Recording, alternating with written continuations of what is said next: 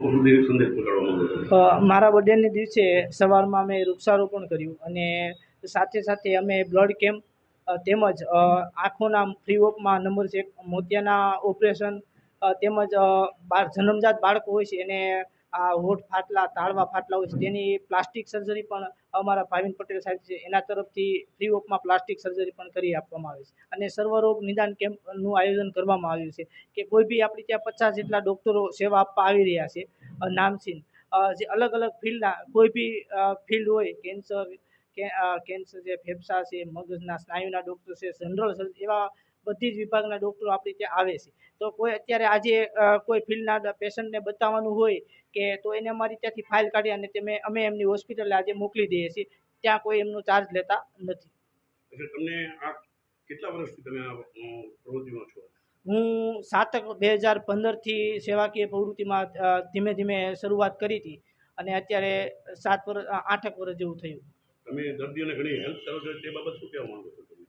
હું એવા દર્દીઓને હેલ્પ કરું છું જેમની પાસે પરિવાર પાસે પૈસા નથી અને જેમને મોટી ગંભીર બીમારી આવી છે, જેમને એમની પાસે હોસ્પિટલની અંદર ખર્ચ નથી થાય એમ. 2 દિવસ પહેલાં જ એક બેન છે જેમને બેરિયાટ્રિક સર્જરી કરી છે અને જે હોસ્પિટલની અંદર દાખલ હતા અને મને સાંજે કોલ આવ્યો હતો 7 વાગે અને એમની પાસે દાખલ હતા તો રજા થઈ ગઈ હતી, પણ રજા થવાના 75,000 રૂપિયા બાકી હતા. એક ટ્રસ્ટ દ્વારા એમને 1,30,000 આપવામાં આવ્યા હતા અને એમને રજા 2 દિવસ તો લેટ થઈ ગયું કારણ કે એની પાસે પૈસા નહોતા. ડૉક્ટર અને હોસ્પિટલવાળા તેમને રજા વગર પૈસા ભરીને ત્યાં સુધી તો જવા નહોતા દેતા. ત્યારે એમની પોસ્ટ મૂકી અને તેમના પરિવાર દ્વારા આપણે પાઘડાર પરિવાર દ્વારા એમને ઘણી હેલ્પ કરવામાં અને સોશિયલ મીડિયા થ્રુ એમનું કાલે રજા થઈ ગઈ છે.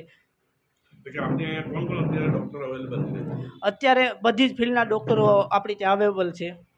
આ તમને ક્યાંથી મન થયું કે આ તમે મતલબ આવી ટ્રસ્ટ ચલાવો કે પછી આવી સેવા કરો? કેટલો સમય થયો? આપણા ટ્રસ્ટના આજે 2 વર્ષ પૂરા થાય છે. આજે 3 વર્ષમાં શરૂઆત થઈ છે.